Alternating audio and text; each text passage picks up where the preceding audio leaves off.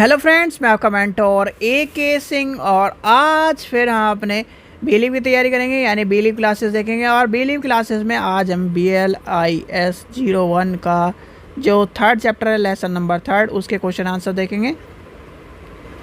और ये चैप्टर सबसे इम्पोर्टेंट है और कल आपका नया चैप्टर शुरू होगा जो कि है 5 लॉज ऑफ लाइब्रेरी साइंस। तो चलिए शुरू करते हैं, समय व्यर्थ न करते हैं। सबसे पहले आपको करना है वीडियो को लाइक करना है, चैनल को सब्सक्राइब करना है, वीडियो को ज़्यादा शेयर करना है और टेलीग्राम ग्रुप को ज्वाइन कर रखना है, जिससे आपको इस तरह के क्वेश्चन आंसर और वीडियो आपका बीलीव के सारे टॉपिक सिलेबस कंप्लीट हो जाए। एक चीज़ का ध्यान रखना, जो क्वेश्चन आंसर आप को कराए जा रहे हैं, आप ये सोच रहे हो क्वेश्चन आंसर इंपॉर्टेंट नहीं। क्वेश्चन आंसर्स इंपॉर्टेंट है कि क्वेश्चन आंसर्स कहीं ना कहीं आपको पता होना चाहिए किस तरह से क्वेश्चन पूछे जा रहे हैं एग्ज़ाम में, किस तरह से आपको देखने के लिए मिलेंगे। और कहीं ना कहीं ये जो क्वेश्चन आंसर करवाए जाते हैं जब चैप्टर के बाद, वो इसलिए कराए जाते हैं जिससे आपको कहीं ना कहीं चीज़ों का पता चल जाए कि क्वेश्चन आंसर किस तरह से कराए जाते हैं या फिर क्वेश्चन आंसर आपके किस तरह से पूछे जाते हैं और कौन सा क्वेश्चन आपके सबसे ज़्यादा पूछा जाता है। देखिए, सबसे पहला जो आज का थर्ड चैप्टर है उसमें आपको पता होना चाहिए जो आपका जो क्वेश्चन यानी कि लेसन नंबर 3 है। तो लेसन नंबर 3 में सबसे आपका क्वेश्चन आता है कि बौद्धिक संपदा अधिकार के बारे में बताइए और इसके बारे में यानी कि इसका विस्तार से विवरण करिए। यानी कि आपसे क्वेश्चन पूछा जाता है बौद्धिक संपदा अधिकार क्या है, पूछ लिया जाएगा, के बारे में बताइए।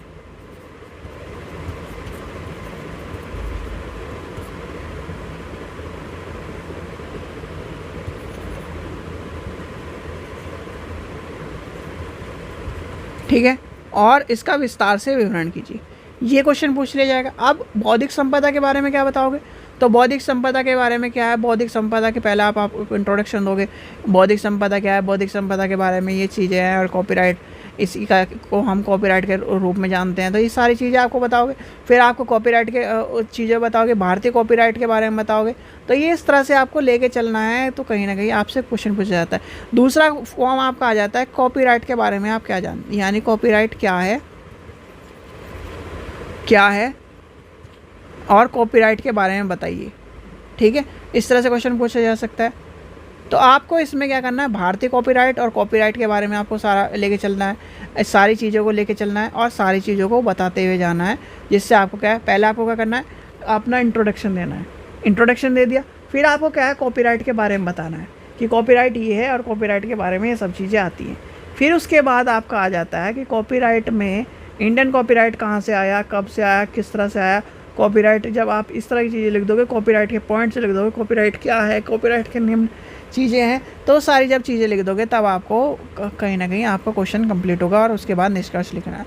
तो ये सब चीज़ें जो दोनों क्वेश्चन इस तरह से पूछे जाते हैं और मोस्ट इंपॉर्टेंट क्वेश्चन है ये दोनों के दोनों, इनमें से दोनों में से एक क्वेश्चन आएगा।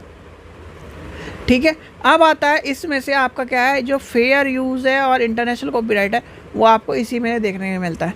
तीसरा क्वेश्चन जो आपको पूछा जाता है, ज़्यादा बड़ा क्वेश्चन नहीं है, 3 क्वेश्चन ज़्यादा 4 क्वेश्चन आते हैं इसमें से।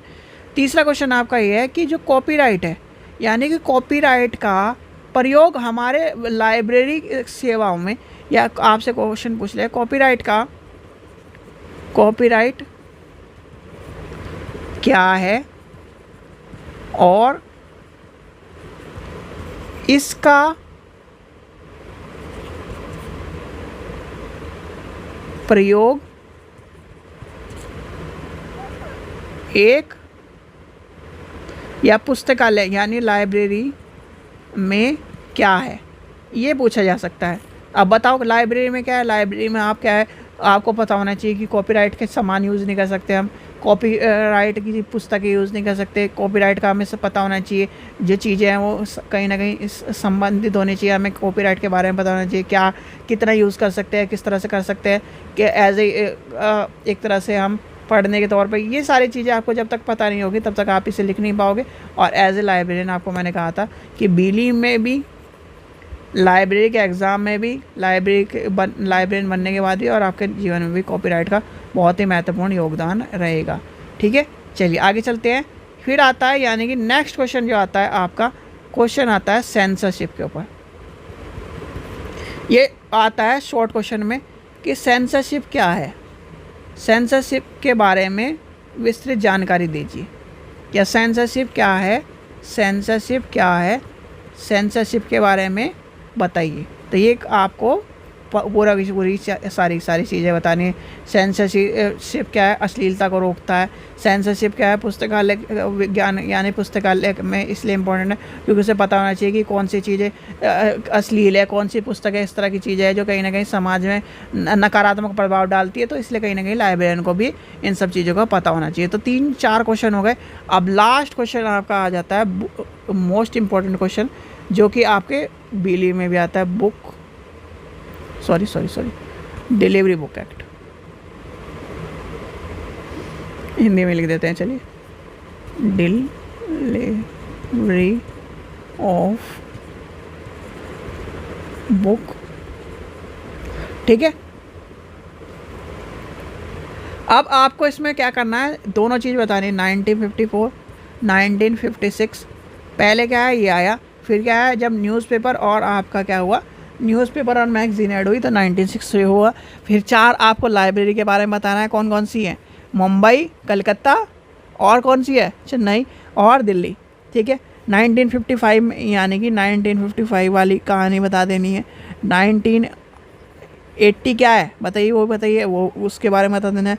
दिल्ली लाइब्रेरी कब आया, 30 दिन के अंदर आपको किताब भेजनी है, वो बता दीजिए इसमें। तो ये सारे जब और पॉइंटों में आपको जब पॉइंटों में चीज़ लिखते चल जाओगे कि ये इसका यानी कि डिलीवरी बुक एक्ट ये है, इसके डिलीवरी बुक एक्ट के निम्न कार्य है या निम्न संबंधित चीज़ें हैं।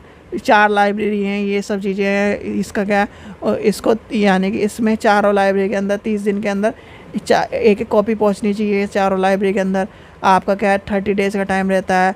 आपका कहाँ है ये बता दीजिए, कैसे कैसे है ये बता दीजिए।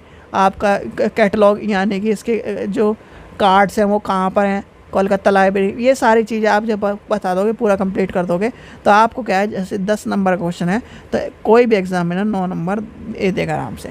पर लिखिए स्पष्ट, ठीक है, पॉइंट बना के लिखते चल जाइए सारी चीज़ें। भाई आप ये बताओ, मैं आपसे क्वेश्चन पूछूँ, मैं आपको एक सारा बड़ा पैराग्राफ दे दूँ, बहुत सारा, एक पेज पे क्या मान के चलिए 30 लाइन आती है, तो 30 लाइन भर के दे दो, तो आप पढ़ोगे? नहीं पढ़ोगे, कोई भी नहीं पढ़ेगा यार।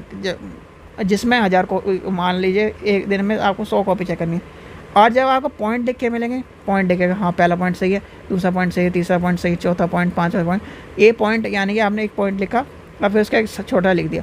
तो जब आपको पॉइंट दिखाई देंगे तो कहीं ना कहीं आप उस क्वेश्चन को क्या सही लिखा। तो इस चीज़ का भी ध्यान रखना, आपको पता होना चाहिए। आईटी एक्ट का क्वेश्चन इसमें पूछा नहीं जाता आईटी एक्ट के बारे में, इसलिए टेंशन मत लेना। इससे डिलीवरी बुक एक्ट, कॉपीराइट और कहीं ना कहीं बौद्धिक संपदा अधिकार के ऊपर क्वेश्चन आपसे पूछा जाता है।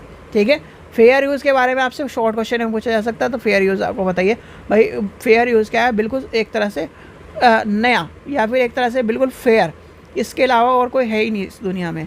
तो यानी कि फेयर यूज़ हो रहा है उसका, बिल्कुल, और कोई कॉपी नहीं है उसकी और कुछ नहीं है, तो उसका फेयर यूज़ हो रहा है, तो उसको कहते हैं फेयर यूज़। ठीक है, सब चीज़ें आपको पता होनी चाहिए। तो ये क्वेश्चन आंसर्स थे, और क्वेश्चन आंसर को भी आपको लिख के देखते रहना है। जैसे कि अब ये 4 क्वेश्चन 5 क्वेश्चन होता है, तो एक बार लिख के प्रैक्टिस कर लीजिए। ये हो गया। अब साथ के साथ आप क्या कर रहे हो, चैप्टर के साथ साथ क्वेश्चन आंसर भी लिख रहे हो। एक चैप्टर खत्म हुआ, क्वेश्चन आंसर लिखिए। अब जब क्वेश्चन आंसर लिखोगे तो कहीं ना कहीं आपके भाई आपने क्या करा, एक चैप्टर करा, क्वेश्चन आंसर लिखे, वर्कलोड बढ़ा नहीं पड़ा, अभी आप वर्कलोड नहीं बढ़ा और आप नोट्स बनाते जा रहे हो, आखिरी में देखोगे आपके पास मोटी कॉपी तो हो जाएगी। आप उससे क्या करोगे भाई, जब आपका एग्ज़ाम होगा एक बार रिवीजन कर लिया और बस फिर सीधे आपका एग्ज़ाम। तो इसलिए इस चीज़ का ध्यान रखना।